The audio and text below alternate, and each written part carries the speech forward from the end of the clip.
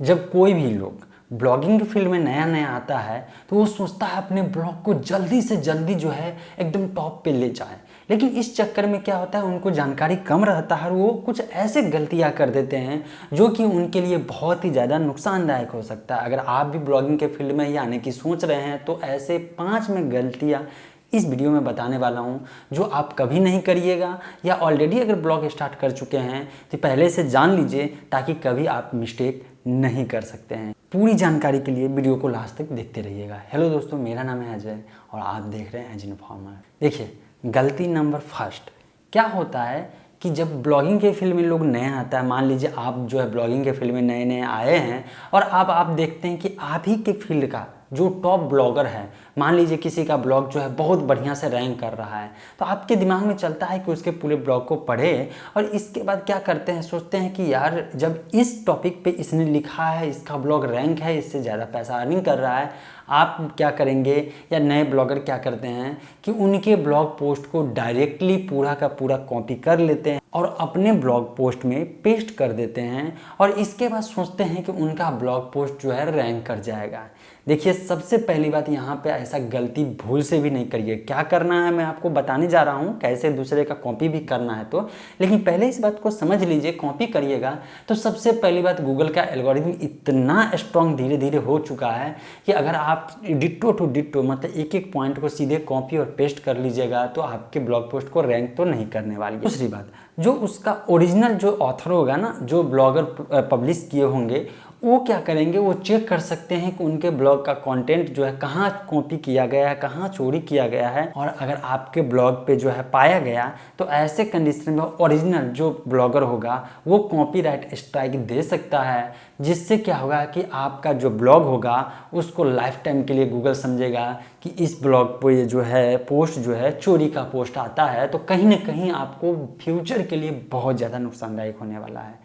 तो ये काम आप डायरेक्टली कॉपी नहीं करिएगा। अब मैं आपको बता देता हूँ कि आपको करना क्या है। देखिए, गलती क्या है और गलती का सोल्यूशन क्या है, ये सोल्यूशन भी बताना मेरा काम है, इसीलिए मैं पहले बताऊँगा कि कैसे जो है गलती नहीं करना है और इसके बाद उसके अल्टरनेटिव में ऑप्शन क्या होता है।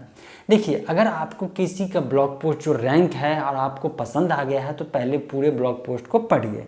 पढ़ने के बाद समझ लीजिए कि आखिर इस ब्लॉग पोस्ट का मीनिंग क्या था, मतलब कि इस ब्लॉग पोस्ट का लिखने का मकसद क्या था, और उस मेन काम को, जो मेन चीज़ के लिए वो ब्लॉग पोस्ट लिखा गया है, उसी ब्लॉग पोस्ट को आप अपने ढंग से अपने राइटिंग स्टाइल के अनुसार लिखिएगा, तभी होगा। देखिए, डिट्टो टू डिट्टो सारे चीज़ कॉपी नहीं करिए। हर एक ब्लॉगर का अपना अपना एक यूनिक स्टाइल होता है लिखने का। मेरा अपना खुद का यूनिक स्टाइल लिखने का, इसलिए मेरा अलग तरीका है। किसी और ब्लॉगर है जो कि मतलब बहुत बढ़िया फेमस है, उसका भी ब्लॉग देखिएगा तो उसका ब्लॉग का राइटिंग स्टाइल जो होगा कुछ डिफरेंट होगा।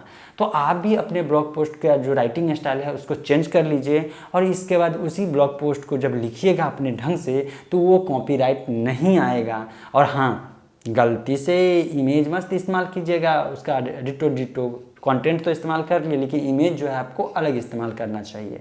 राइट, पहला गलती समझ गए कि जो कि आपको नहीं करना है। अब नंबर 2, अगर आपका ब्लॉग जो है मतलब रैंक हो गया, इसके बाद ऐड अप्रूवल के लिए दे दिए हैं, एड मान लीजिए एडसेंस हो गया या कोई भी एड नेटवर्क है, और इसके बाद आपके ब्लॉग पे ऐड शो होना शुरू हो गया, तो ऐसे में लोग क्या करते हैं कि मतलब नए नए जो ब्लॉगिंग के फील्ड में आते हैं उनके अंदर क्यूरोसिटी होता है। क्यूरोसिटी क्या होता है, वो चाहते हैं कि मेरा ब्लॉग पे जो कहाँ पे ऐड दिख रहा है, कैसा दिख रहा है, ये सब देखने के चक्कर में खुद से ही, जिससे जो है वो अपने एडसेंस में लॉगिन करते हैं, उसी डिवाइस उसी आईपी एड्रेस से क्या करते हैं, या मान लीजिए कि उसी सिस्टम से वो क्या करते हैं, अपने ब्लॉग पोस्ट को देखते हैं, अपने ब्लॉग को बार बार खोल के देखते हैं। देखिए, एक बार दो बार देखना कोई बड़ी बात नहीं है, कोई ब्लॉग पोस्ट पब्लिश किया उसको चेक करना है, चलिए करिए, नो दिक्कत। लेकिन अगर आप फ्रिक्वेंटली मतलब कि बार बार जो है अपने ब्लॉग पोस्ट को या ब्लॉग को जो है ओपन करेंगे और अगर ऐड जो है शो होता रहेगा, तो ऐसे में एडवर्टाइजमेंट जब इंप्रेशन में काउंट हो जाता है, तो ऐसे गलती आप गलती से भी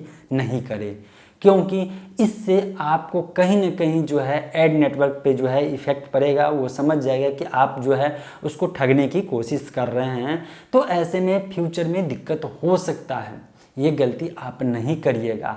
अगर आपको देखना है तो आप जानते हैं कि जो ब्लॉग होता है वो अपना पेज प्रीव्यू के लिए भी देता है, तो ऐसे करके देख सकते हैं। लेकिन यार जब एक बार लेआउट चेंज कर दिए, एक बार देख लिए, तो फिर जो है बार बार देखने की ज़रूरत कहाँ से पड़ती है कि नहीं। आपको अपना खुद का कंटेंट देखना है तो आप जो है डैशबोर्ड जो होता है एडमिन का होता है उसमें जाकर देख लीजिए कि आपका ब्लॉग पोस्ट क्या है, और वहीं पे जो है पोस्ट का प्रीव्यू रहता है वो देख लीजिए, जिससे कि आपको पता चल जाए कि आपका पोस्ट कैसा दिखने में लगेगा, ब्लॉग कैसा दिखने में लगेगा।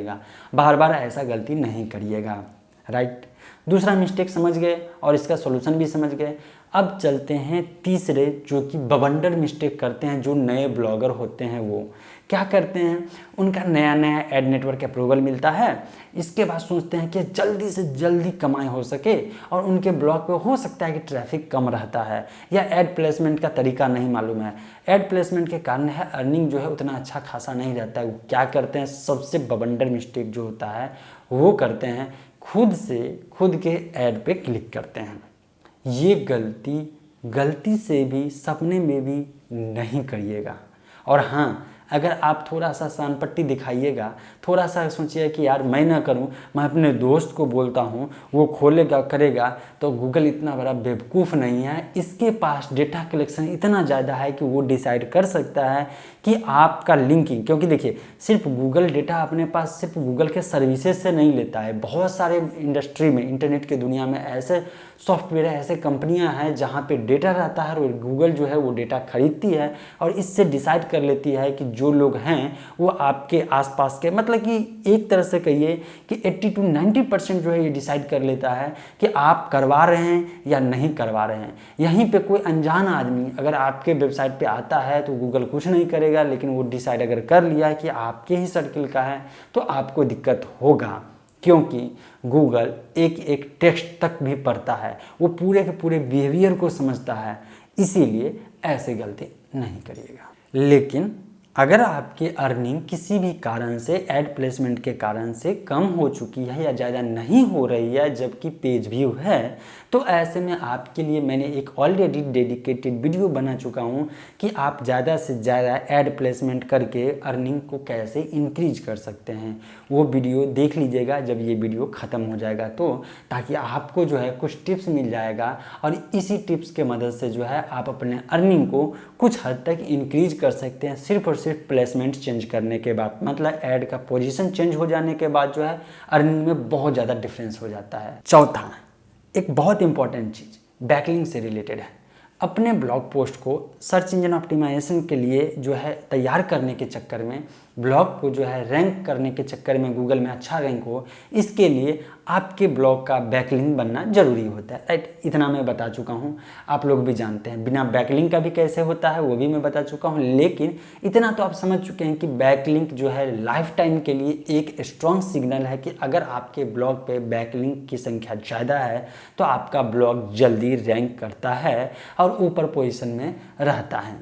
लेकिन इस चक्कर में नए ब्लॉगर सिर्फ बैकलिंक समझे, सुने, और वो क्या करते हैं, इंटरनेट पर सर्च करते हैं कि बैकलिंक कैसे बनाएं। और जब ये चीज़ सर्च करते हैं तो बहुत सारे एडवर्टाइजमेंट आता है कि यहाँ पे फ्री में सबमिट कीजिए अपने ब्लॉग का, या फ्री में बैकलिंक क्रिएट कर लीजिए। और इस फ्री बैकलिंक के चक्कर में क्या है, बैकलिंक डायरेक्टरी जहाँ से बैकलिंक मिलता है, कुछ ऐसे जगह अपने ब्लॉग को सबमिट कर देते हैं जहाँ से बैकलिंक तो मिलता है लेकिन वो स्पैमी बैकलिंक होता है, और वो आपके ब्लॉग पोस्ट को रैंक ऊपर करने के बदला जो है पूरे के पूरे ब्लॉग का जो है ना बंटाधर कर देता है।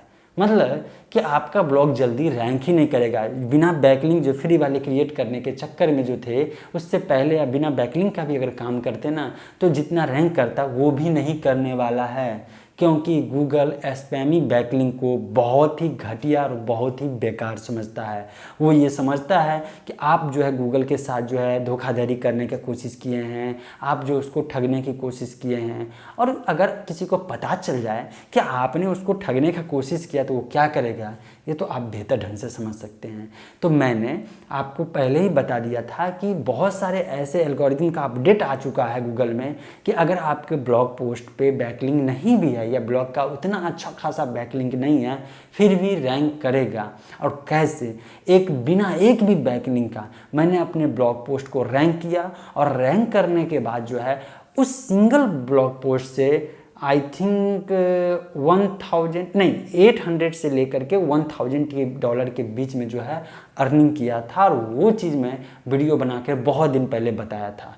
वो जो है न्यूली ब्लॉग पोस्ट था और मेरे ब्लॉग कैटेगरी का जो ब्लॉग पोस्ट का जो जनरल कैटेगरी है उससे डिफरेंट था। मैं उस पर एक्सपेरिमेंट कर रहा था फिर भी रैंक किया। तो ऐसे कंडीशन में आपको ये समझना चाहिए कि अगर क्वालिटी या कुछ ऐसे ढंग से कभी ऐसा अपडेट आ गया तो बिना बैकलिंक का भी आपके ब्लॉग पोस्ट रैंक करेगा, तो ऐसा गलती क्यों करना, है ना। चलिए, इस पूरे वीडियो में मैंने आपको 5 गलतियां बताया और 5 गलतियां का जो सॉल्यूशन भी बताने का कोशिश किया। तो ऐसे कंडीशन में आपके मन में भी कुछ सवाल होगा या कोई ओपिनियन होगा तो नीचे कमेंट सेक्शन में ज़रूर मेंशन कीजिएगा। और ये वीडियो आपको पसंद आया या आपको लगा कि हेल्पफुल इन्फॉर्मेशन है तो बिना लाइक किए तो जाइएगा ही नहीं। और लगे आपको इस इन्फॉर्मेशन शेयर करना चाहिए तो शेयर करिए। मिलते हैं अपडेटेड इन्फॉर्मेशन के साथ नेक्स्ट वीडियो।